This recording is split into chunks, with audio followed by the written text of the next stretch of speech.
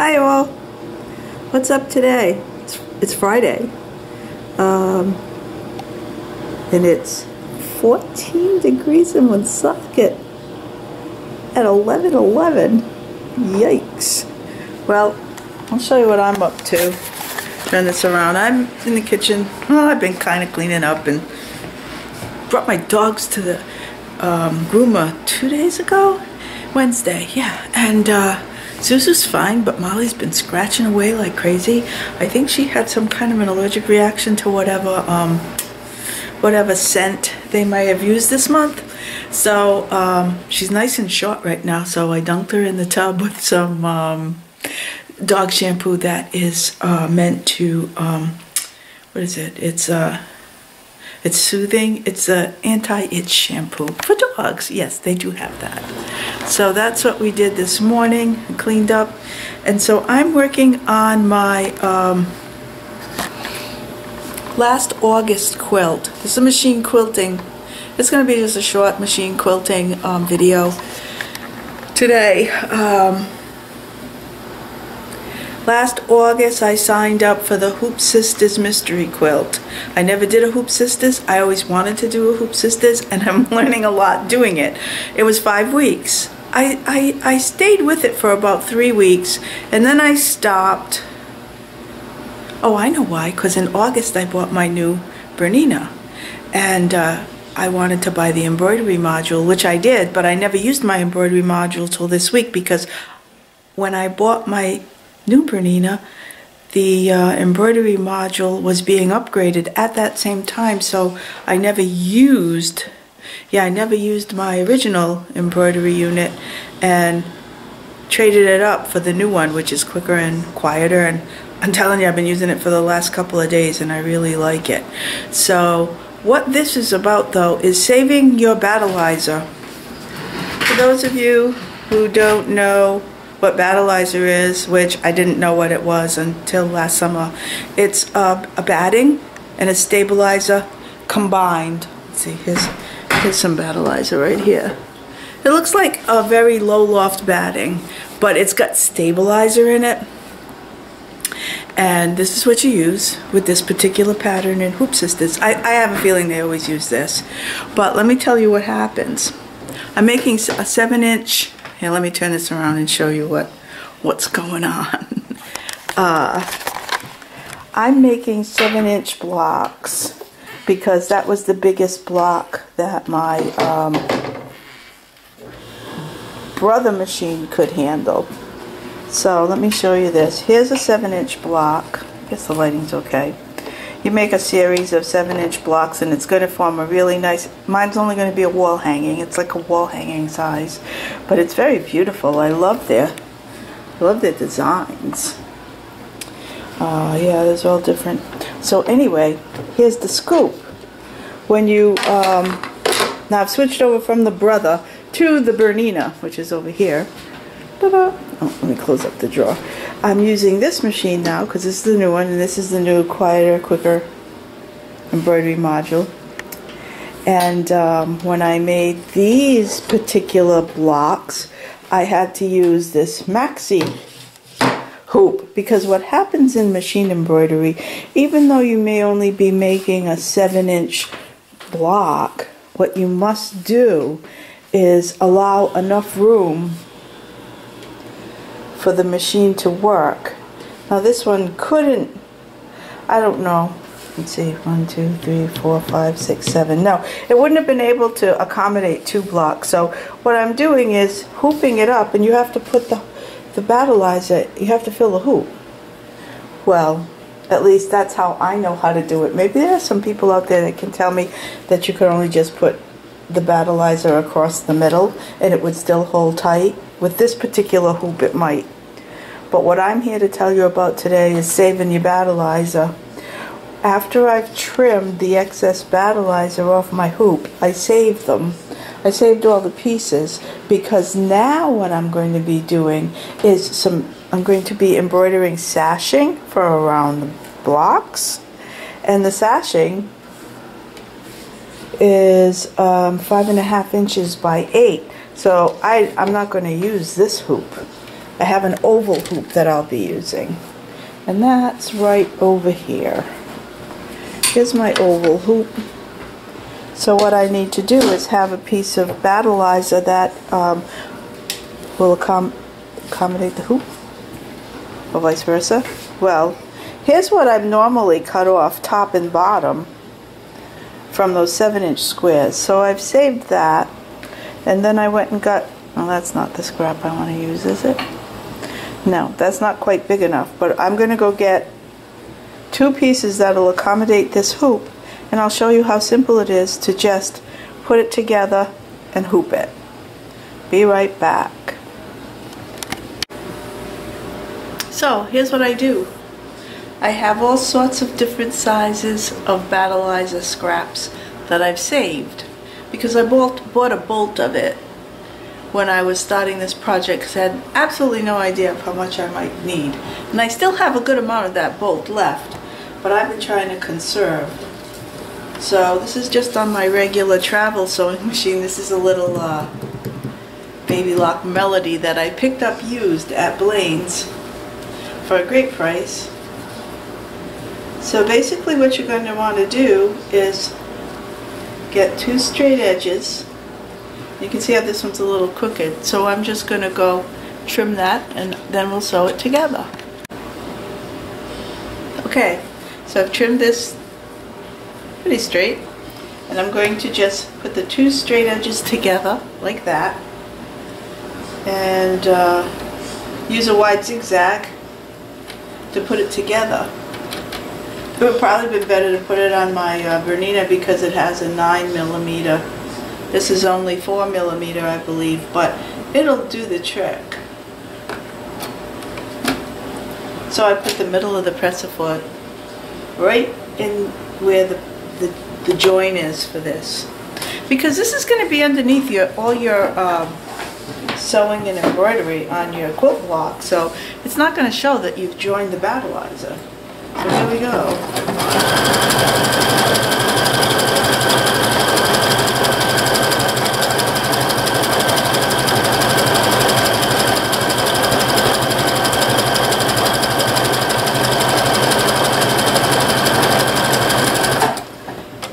And that's it. So now you'll see, oops, that didn't trim. You'll see that I have enough battleizer here to be able to hoop the oval hoop. This is how you do it in machine embroidery. You put your hoop, the underside of the hoop down, bring your stabilizer or battleizer, whatever you're using, over it, and then just slip this in. Just want to make sure I have it opened up enough, because I'm usually on a heavier table than this little Sew Steady table, but I think it'll work. I think so. There we go. And there we have it. Even though there's a little space there because I stretched it out, that's not going to matter, because I'm doing 2 strips of sashing, and once you get all your embroidery on there, you're not going to be able to see that there's a space there, or feel it. It's not going to show in your design. But if I have a problem with it, I can always kind of squeeze it together too. So there we are. That's what you do. That's what you do for conserving the stabilizer. I can give you a quick peek. No, I'll show you more about that later. This is just save your stabilizer or battleizer, whichever. I always save all my scraps because you never know when you're going to come across either a small project or an extra large project. Hope this was helpful. Thanks. Bye now.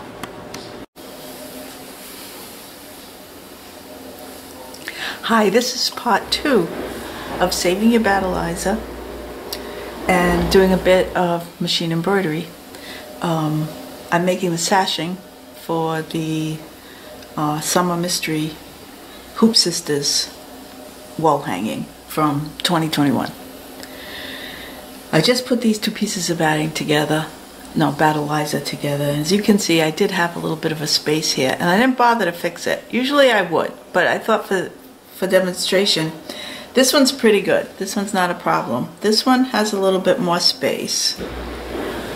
And the reason it won't show is because after you put your Battleizer, which is batting and stabilizer, on your hoop, can you see the, I'm not sure if the camera's picking up these stitch lines, but that's the outline of where your fabric's going to go, because we're going to be making two 5x8 strips of sashing here.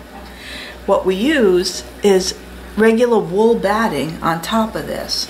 I'm going to slip some wool batting on top of those outlined areas, and I'm going to be covering it with this. This helps to puff up the design once you embroider it, because we've yet to put the fabric on top. So now I'll show you how this goes, and hopefully it'll go okay, because I haven't figured out how to sew with the needle at its highest point. Here we go.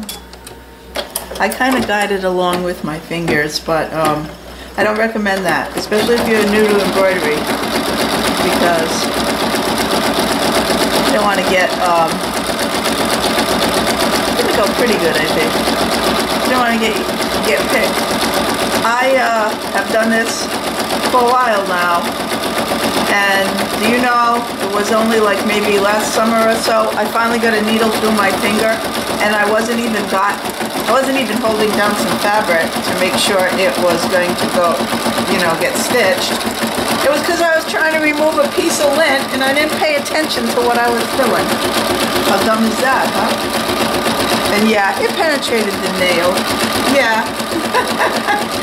But oddly enough, it wasn't bleeding when it happened. But when I pulled that needle out of my nail, oh boy, did it bleed.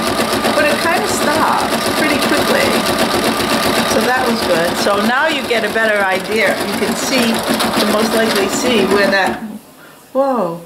This doesn't usually happen to me, but of course it's going to happen because I'm filming.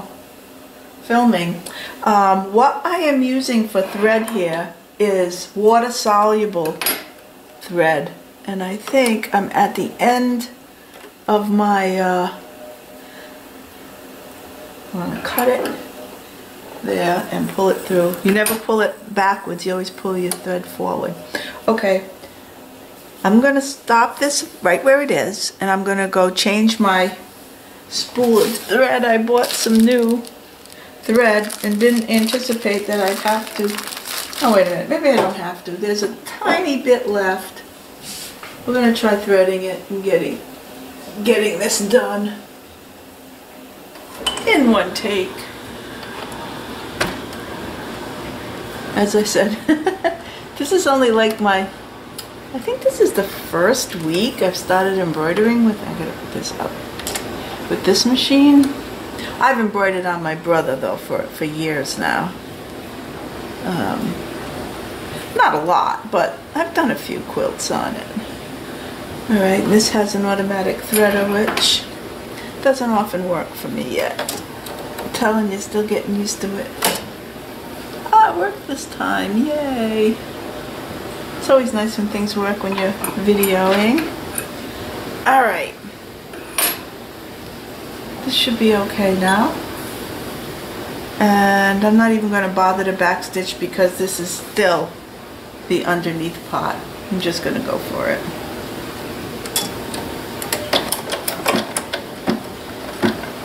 Because it has like 5 stitches left or something to finish the first half of the batting. And now we're going to go and do another strip over here. No, we're not. Well, that's the idea. So as you can see, when we put fabric on top of this, which my fabric is dark, it's never going to show. I'll show you the next part. One moment. I'll go get the fabric. Okay, here we go. Here's the last part. I'm hand holding the camera now to maybe give you a better view. I'm not sure if that's way bright.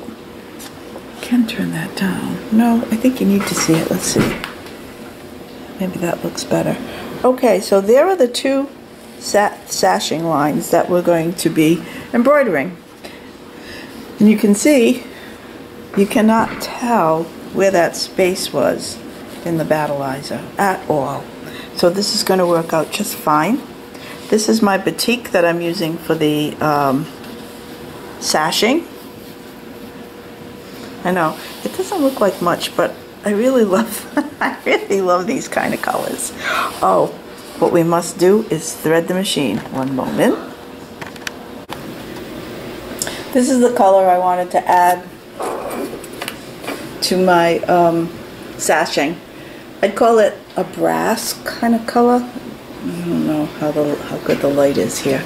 Okay, so if you want to do machine embroidery, you have to have patience, because I believe I have to have multiple hoopings of this. I don't even know how many blocks I have. I have to do something like 48 pieces of sashing or something like that, something ridiculous. So, and I'll show you. Here's what I've done so far. I've done one sample to see if I like this. I've done one sashing where I've embroidered it. Here it is. Let's put it on this light. I've embroidered this one, so it looks like flying geese, you see? But I didn't put any wool in this. This is just the batting, the Battleizer, and the fabric, and the embroidery. Whereas you can see these are like raised because they have the wool underneath there. Can't see it because, well, anyway. That's what it looks like without the wool. I'm pretty sure I'm going to want to use the wool for the sashing. So, this is my first try at the wool. Here we go. Let's give this thing a start. Hopefully I have enough bobbin thread to finish this little video.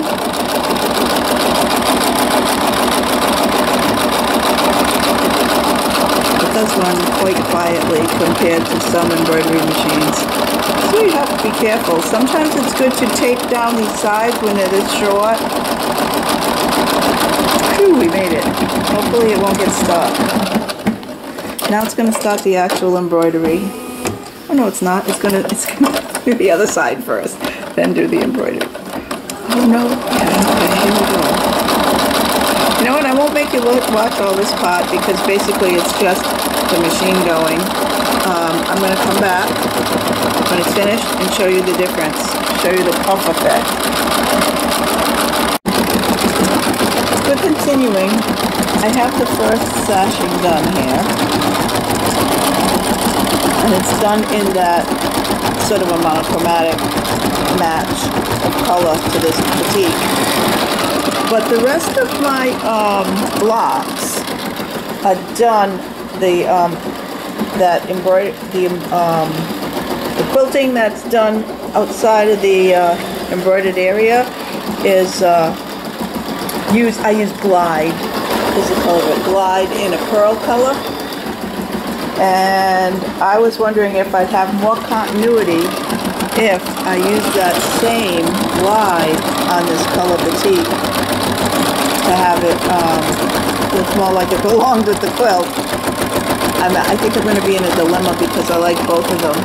I also wanted to show you that my fabric here on the edge was very close to the stitching. So rather than having that fabric flip over and get stuck under the needle and cause some kind of problem, a ruckus, as we say, I taped it down with frog tape.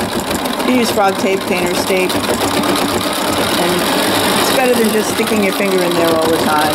I'll show them to you when they're done. So here they are, hot off the press.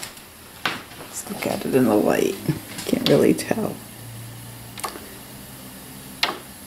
I don't know which one I like. I'm going to cut them up. I'll trim them up and stick them on the side of a block and see how does it look. Let's see, this with that, or this with that. I guess we're going to have to go with the pearl, although I'm not sure that's the way I want to go. To be continued. Bye now.